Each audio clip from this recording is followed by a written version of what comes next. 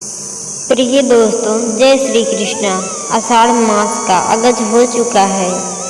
जब वर्षा की पहली बूंद धरती को छूती है तो केवल मिट्टी ही नहीं, आत्मा भी जाग उठती है। आषाढ़ मास वर्षा ऋतु का प्रथम संकेत, जब धरती तप के बाद शीतल होती है और जीव का अंतर मन पुनः ब्रह्म की ओर उन्मुख होता है। आइए अब प्रारंभ करते हैं आषाढ़ मास महात्म्य की इस पुण्य गाथा का पहला अध्याय, जहाँ एक दानव, एक राजा और एक साधु तीनों मिलते हैं। एक मोक्ष रहस्य में कथा प्रारंभ होती है। प्राचीन महानगरी प्रभासपुरी से वहाँ का राजा था।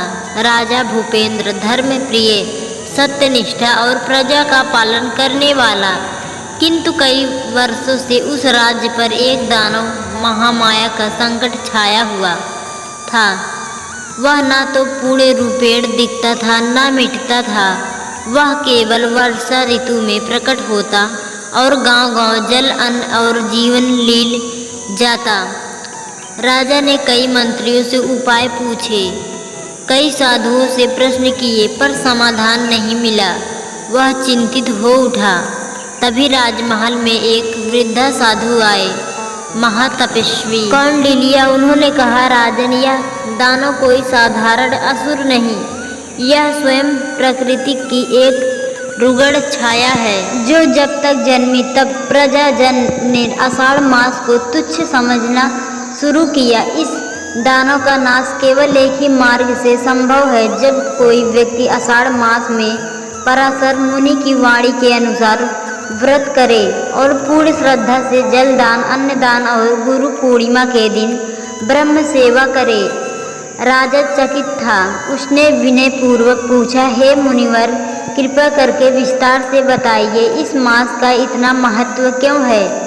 महातपस्वी कौंडिल्य बोले, हे राजन, आषाढ़ मास केवल जल की बूंदों का ऋतु परिवर्तन नहीं, बल्कि आत्मा की वर्षा है। जब जब पृथ्वी सूखती है, तब तब ब्रह्मांड उसे वर्षा से शुद्ध करता है।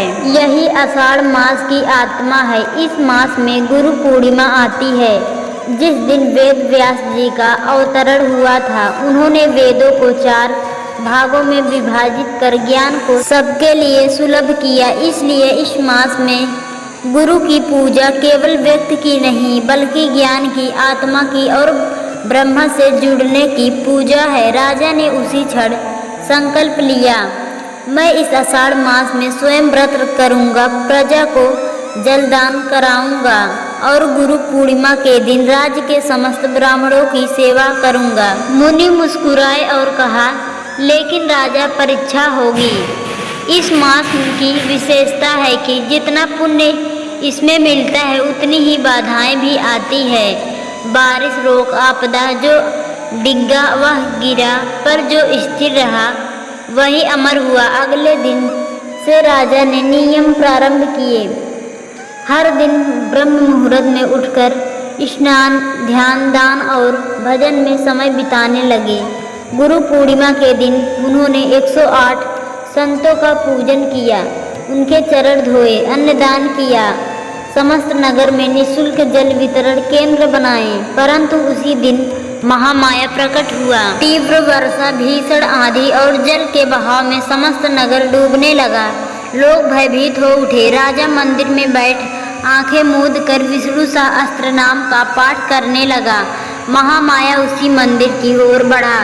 जैसे ही वह मंदिर की सीमा में आया, एक दिव्य प्रकाश प्रकट हुआ। उसमें एक तेजस्वी आकृति निकली। वेद व्यास जी, उन्होंने महामाया की ओर देखा और बोले, तू वही अज्ञान है जो हर युग में वर्षा के साथ जन्म लेता है, कभी भय बनकर, कभी बीमारी बनकर, कभी बाढ़ बनकर, पर जहाँ ज्ञान का दीपक जलता है, वहाँ तेरा अंधकार नहीं टिकता। महामाया चीखते हुए मिट गया। जल का बहाव रुक गया। आकाश में सूर्य चमका। नगर की प्रजा स्तब्ध थी। राजा की आंखों से आंसू बह निकले। राजा भूपेंद्र केवल एक शासक नहीं, बल्कि आषाढ़ मास की साधना का प्रतीक बन गए।